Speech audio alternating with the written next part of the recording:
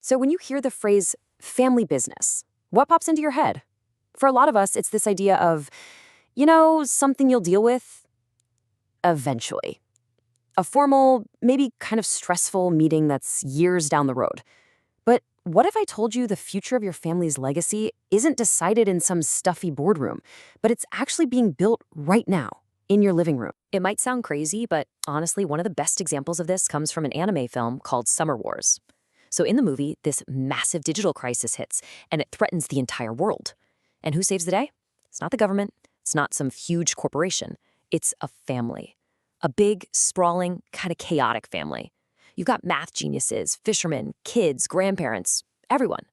They all pull together using their unique skills, all united by their grandma's core values, to solve this impossible problem. That right there, that's the hidden superpower of a family business. So this brings up a really big question. If a family can be that powerful, when should you actually start planning for the future of the business? The usual answer, the one we all hear, is, oh, when the parents are getting ready to retire. I mean, it sounds logical, right? But as you're about to see, waiting that long, well, it can be a total disaster. Waiting until retirement turns the whole thing into this high-stakes, high-pressure event. All the focus just shrinks down to the legal paperwork and the financial transfers. And that means rush decisions. But look at what's lurking under the surface. All the unresolved family drama, the emotional baggage that's never been dealt with. This approach just ignores it. And honestly, it's a recipe for breaking relationships and maybe even the business itself. Because here's the absolute truth. In a family business, you can never, ever separate the spreadsheets from the relationships. It's impossible. Emotional intelligence, EQ, isn't some soft skill on the side. No way. It's a core business asset.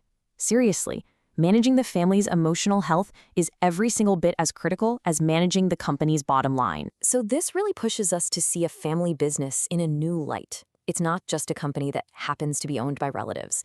Think of it more like a collaborative project. Its unique, competitive advantage, its secret sauce, is the strength of those family bonds and the values you all share.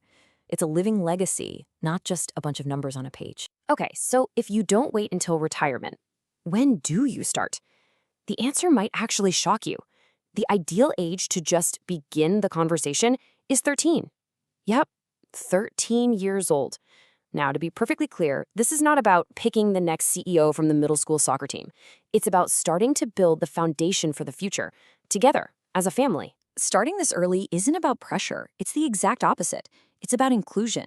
It's the perfect time to build a real identity around your family's values. It gives the younger generation a chance to figure out what they love, what they're good at, and see how their talents might or might not fit into the family business down the road. This actually opens up more career options for them, and it can turn the business into this common project that brings everyone closer. So if you're from that younger generation, this is where you come in. Listen up. You're not just some passive inheritor waiting in the wings. You are a potential innovator. Your perspective is incredibly valuable, and actually taking part in these conversations is one of the most important things you can do. So what does that actually look like? Well, it's pretty simple. It really comes down to 3 steps. First, prepare. Just think about the business, your ideas, your questions before the meeting. Second, speak up. Share those ideas, ask your questions, don't be shy. And third, and this one is absolutely crucial, listen. A family meeting has to be a dialogue, not a monologue. Really hearing what everyone else has to say is how you all move forward together. Of course, let's be real. We all know that mixing family and business means you're mixing emotions and money. And, well, conversations can get tense. Disagreements are gonna happen, especially when the stakes feel so personal.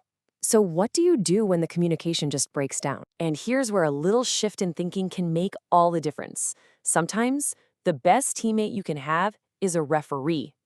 Trying to solve these deep emotional issues while also trying to run a business day to day, it's almost impossible. Bringing in a neutral third party isn't a sign of weakness. It's a sign of wisdom. It's a really smart, strategic move to protect both the family and the business. This is exactly where a professional family business coach comes in. They are that neutral referee. They don't take sides. Their job is to make sure communication is flowing smoothly, that every single person gets to speak and feels heard. They help manage emotions so things stay constructive, and they keep everyone's eyes on the shared goals, not the personal arguments. They can even provide simple tools like a dialogue sheet that gives everyone a structured, safe way to say what they're thinking. Ultimately, what this all points to is a pretty radical shift in how we think about this. The conversation about a family business isn't some one-time event that happens when someone retires. No, it's an ongoing dialogue. It's a continuous collaboration built on shared values. And that simple change in perspective is what transforms the next generation from just being passive inheritors to being active innovators, ready to build the future. And that leaves us with one final thought for you to take away. It doesn't matter if you're 13 or you're 63, your family's business is a part of your story. It's a living thing, and it needs every voice to grow and thrive. So the real question isn't if you'll be part of its future, but how you'll be a part of it. That conversation can start today. So, what role will you play?